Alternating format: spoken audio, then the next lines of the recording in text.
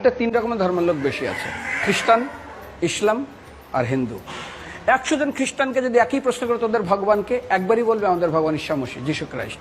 মুসলমানকে জিজ্ঞাসা করবে 3 থেকে 5 মানে মৃত্যুর আগে পর্যন্ত, যাকে এই তোদের ভগবানকে, একই উত্তর দেবে, ভাই আমাদের ভগবান হলো আল্লাহ। হিন্দুদেরকে যদি একই প্রশ্ন করা হয়, ভাই তোদের ভগবানকে, কনফিউজ। 100% হিন্দু 100% কনফিউজ, জানে না ভগবানকে। দ্বিতীয়ত, যদি তুমি মুসলমানকে জিজ্ঞাসা হয় তোরা মসজিদে কেন যাচ্ছিস, ওদের শিখানো হয় মসজিদে যেতে হবে নামাজ আদায় করার জন্য। সপ্তাহে ওরা 100% একদিন মসজিদে যাবেই। তুমি যদি খ্রিস্টানদের জিজ্ঞাসা করো তোমরা কেন কোথায় যাবে, কোথায় যাও না, আমাদেরকে একদিন তারা চার্চে যাবে। কেন?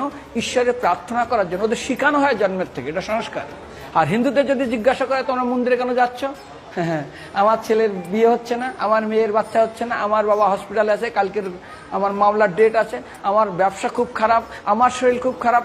99.99 হিন্দু জানে না মন্দিরে কেন আসা উচিত, তাদের ভগবানকে মৃত্যুর পরে কোথায় যাবে। মুসলমানকে জিজ্ঞাসা করবে মৃত্যুর পর কোথায় যাবে, বলবে ভাই নামাজ রোজা যদি না করি দোজকে যাব, অর্থাৎ নরকে যাব। যদি হিন্দুদেরকে জিজ্ঞাসা, ওদেরকে বলবে আর যদি করো নামাজ রোজা করি তাহলে বেহেশতে স্বর্গে যাব। যদি খ্রিস্টানদেরকে জিজ্ঞাসা করো, এই তোমরা যদি আমরা ঈশ্বর আরাধনা করি হেল অর্থাৎ নরকে যাব। যদি বলা হয় যদি করো ঈশ্বর আরাধনা তাহলে তোমরা হেভেন স্বর্গে যাব। আর হিন্দুদেরকে বলে যে তোমরা মরার পরেই 99% হিন্দু এটাই বলে, মিথ্যাই বলে, আমার বাবার সজ্ঞানে স্বর্গে গিয়ে বসেছে। তোর বাবা কি জমি কেনা আছে নাকি স্বর্গে? তোর বাবা জমি কেনা আছে যে তোর বাবা মরার পরে স্বর্গে গেছে, হোয়াটসঅ্যাপ করে দেখি এই যে অ্যাটাচ বাথরুম টয়লেট আমি একদম ভালোভাবে পৌঁছে গেছে, তোর বাবা স্বর্গে গেছে, জানিস তুই?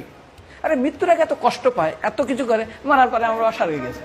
আরে যখন পুলিশে কোনো কয়েদি কোনো অপরাধীকে ধরে 2-4টা ডান্ডা মারে, তারপর থানায় গিয়ে আরো ট্রিটমেন্ট করে, তারপরে কোর্টে বিচারে, তারপর জেল খাটে, মৃত্যুর আগে এত কষ্ট করে আমরা মারা যায়, মারা পরে আমার বাবা স্বর্গে গিয়ে বসে আছে, ওর বাবার জন্য জমি কেনা আছে না, এরকম বলা যাবে না। এই জন্য আমাদের শাস্ত্র বলে পরলোকগত, স্বর্গীয় বলে না।